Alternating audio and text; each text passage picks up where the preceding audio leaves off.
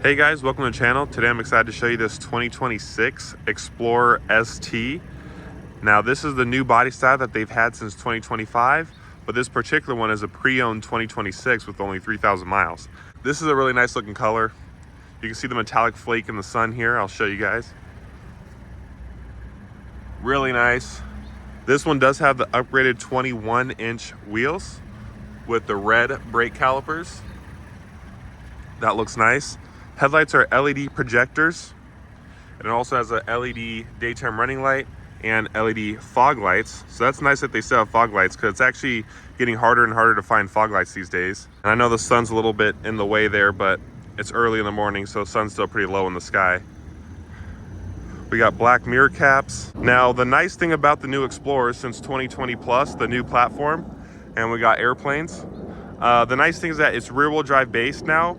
So this one is all-wheel drive, but it's a rear-wheel drive based all-wheel drive system. New for 25 plus, the rear taillights are completely LED now. You have a reverse light, turn signal, and the tail light is all LED now, which is nice. And then you get quad tip exhaust. Does have the tow package. You can tow around 5,600 pounds. And yeah, just overall good looking SUV. Well, let's go and hop inside here. All right, so this particular one does not have a keypad. I've been seeing less and less of the keypad on the door, unfortunately, because I know there's a lot of people that love that feature. But you just walk up, open the door, it's keyless access. Looking at this door panel, we got soft touch up here. We got this nice leather material down here. This one does have the upgraded B&O sound system, memory seats, power folding mirrors. Does have this cool Ford Performance sill plate. What would be really nice is if that lit up, that'd be kind of cool. You got these ST specific seats, and you do have the massage function as well, and the multi-contour where you can adjust the different types of lumbar, which is nice. No power steering column, but you do have a nice leather wrapped steering wheel with the red stitching on it. And the new design on the Explorer is so much better than the old one, in my opinion. One thing that would be kind of cool if they did was like sport pedals, since these are just regular looking pedals. Well, let's hop in here. All right, so looking at the inside here, obviously we got this really nice steering wheel. It has adaptive cruise control, completely digital gauges. It has Apple CarPlay and Android Auto completely wirelessly. And this is an Android based system. So if you guys have used Fords in the past, like the Sync 3 and all that, they're a little laggy when you click something. This one is pretty instant. So it's not bad now. A lot better than it was before. So it is pretty responsive, which is nice. Climate controls are on the screen. They're down here. So you have dual zone, you have heated and cooled seats, and a heated steering wheel. And then obviously that side has the same thing. This is how you change your different zones. Right now it's an automatic. We'll put it on the face. Down below we have some hard buttons here. So this is the auto start stop. You can turn it off with that button. This turns on your parking sensors, on and off. Hazards 360 camera, which is really nice. You can see exactly where you're at in the spot. It's very HD. So I do like that part about it. And since it's on a landscape style now instead of the portrait style, it utilizes the space so much better. We got traction control and auto hold. And then this new interior design, I think it just looks really nice. Like, take a look. I think it's a really thoughtful, well laid out interior. I couldn't say the same about the 2020 through 24 model. I just felt like that interior just was not laid out right. Down in here we have extra storage, USBs, more storage up here. No wireless charging pad, but it's okay. People don't really use those anyway, and they don't really work that well anyway either. Drive modes. So I'll briefly go over the drive modes for you guys. Eco, Sport, Tow, and then we have Slippery and Trail. So we're gonna do normal for now, and then we might try Sport later. We got some storage in here. No light, unfortunately, but you do have a 12-volt outlet. And then you have some storage in here as well with no light, but it does have a decent bit of storage. Looking up top, you can see we have a nice black headliner. We have the garage door opener here, LED interior lighting, glasses holder, and look at this. This is actually not a power moonroof anymore. So for 26, Ford decided to make the sunroof just a glass panel and not actually move, which might actually be for the better, because sometimes they break and they're super expensive to fix. But I do know there's people out there that really, really love their sunroof. Looking at the back here, you have the same nice soft touch materials as the front, so they didn't cheap out, which is nice. And then these seats, they do adjust, so they can go forward, backward. You can adjust the backrest.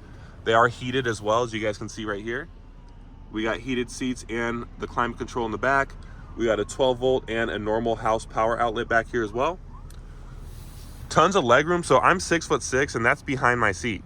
So even a super tall person, I can sit behind myself, which is pretty crazy. So there's tons of room in here. You got an armrest with cup holders in it as well. Storage space down there. And then again, you see more of that glass panel. I think this actually looks nicer, but again, I know there's gonna be people out there that just love their sunroof. The third row is kind of pointless, but I'll briefly show you guys real quick.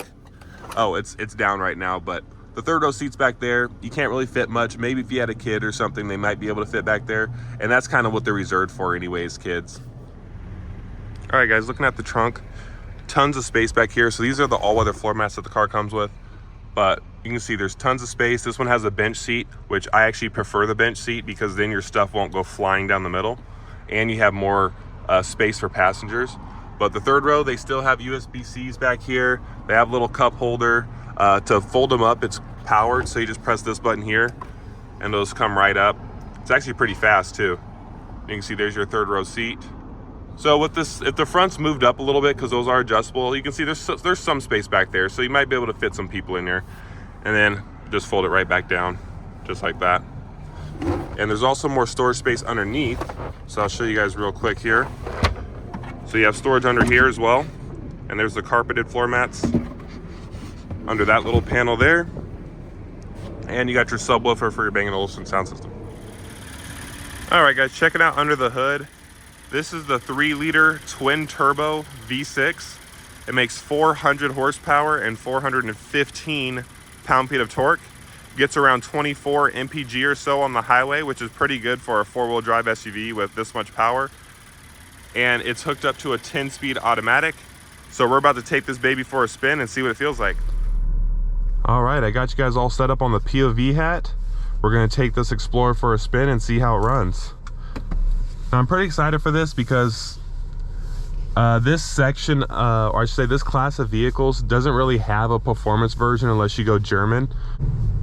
Right off the bat, throttle response is very nice. You don't have to touch, or I should say you don't have to put your foot on the pedal too much to get going here.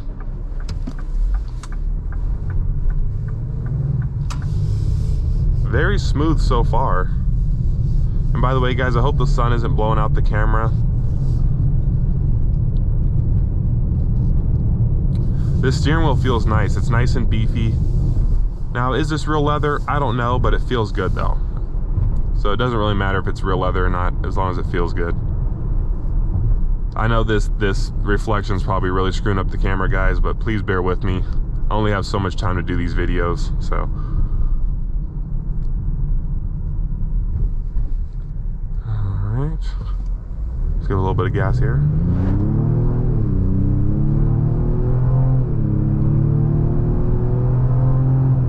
Wow, transmission is butter.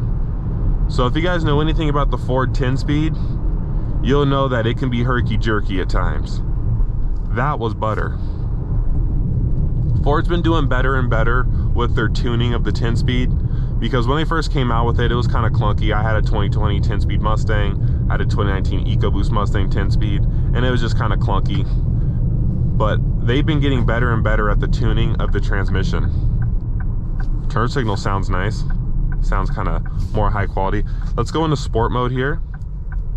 We'll go sport mode, and then we'll turn off our traction control because why not? Ooh, okay. That gets up and goes good.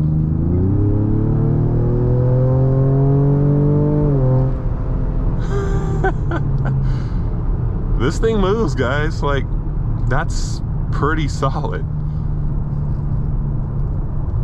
I would say that feels very similar. I just did a review on an EcoBoost Mustang.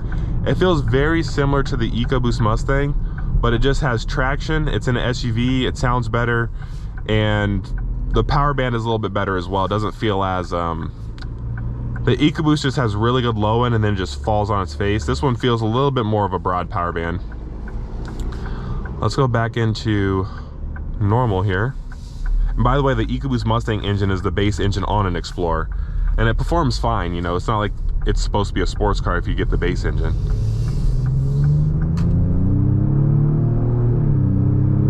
Yeah, even in normal mode, it just does a great job of, it shifts nice and later in the RPMs.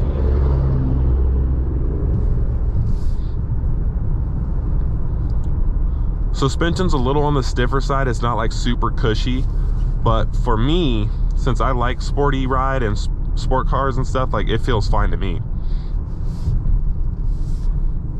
The flat bottom is nice. It says ST on here. So just like in the EcoBoost Mustang, really good throttle response. You just put your foot down like third of the way and you're just going. You don't really have to floor the vehicle unless you really want to. So that's the nice part, is that you can just cruise around without feeling like you're, you know, flooring your car all the time. I'm gonna try this manual mode in just a moment here. So again, taking off on this light, tons of off idle power too. Like, it's very responsive. And the trans is so good. Like, it's actually shifting really nice. Tons of torque. You can just kind of ride that wave of torque. You got a nice commanding view of the road, obviously being in a big SUV. See how the brakes are. Oh, wow, okay. The initial bite is not incredible, but once you dip into them, they really slow you down.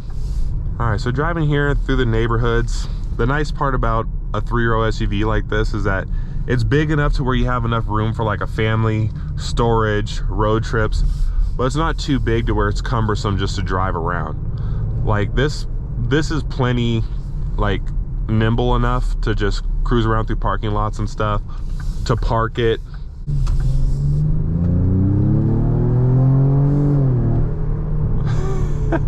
This thing gets up and goes. Now that sound you're hearing is fake sound. They kind of amplify the sound to make it sound like it's more beefy than it is, but at least it's a good fake sound. Like, it sounds good. It sounds kind of like the engine does when you put an exhaust on it. And there's people that tune these things up with like E85 tune and all that, and they're getting some pretty incredible, like, they're doing like 11s.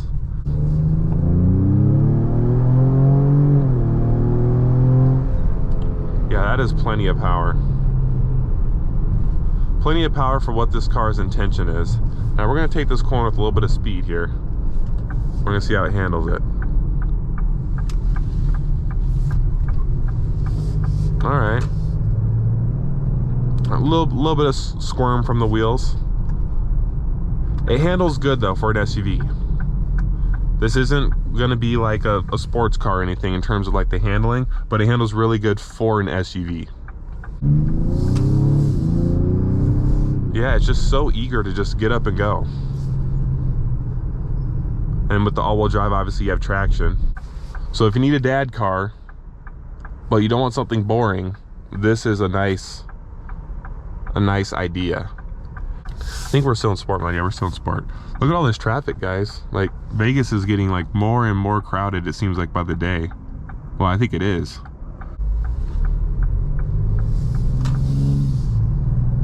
Oh yeah, I was gonna try the paddles for you guys. So let's see here. Manual mode.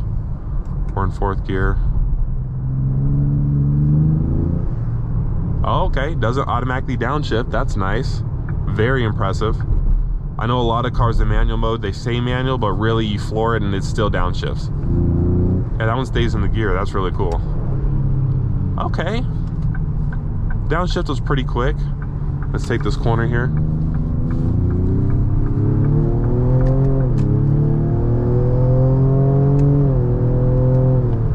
Yeah, the paddles are pretty good too, guys. This thing can get down. We're gonna test out these brakes again. Oh yeah, the brakes stop on a dime. Very smooth downshifting into first. Sometimes Fords can be clunky when you downshift into first. Very smooth. And one thing that's really impressive about Explorers, and every time I have a client, I always go over this, is the turning radius is so good. So like, you guys can make like a complete U-turn like so easily. Like watch this. See how sharp this thing turns? Like that is crazy sharp turning radius. That's very good. But if you guys enjoyed this video, give it a like, subscribe. If you guys are interested in a vehicle, I work at Ford here in Vegas, so give me a ring, let me know. I'll leave my information in the description below, and I will see you in the next one.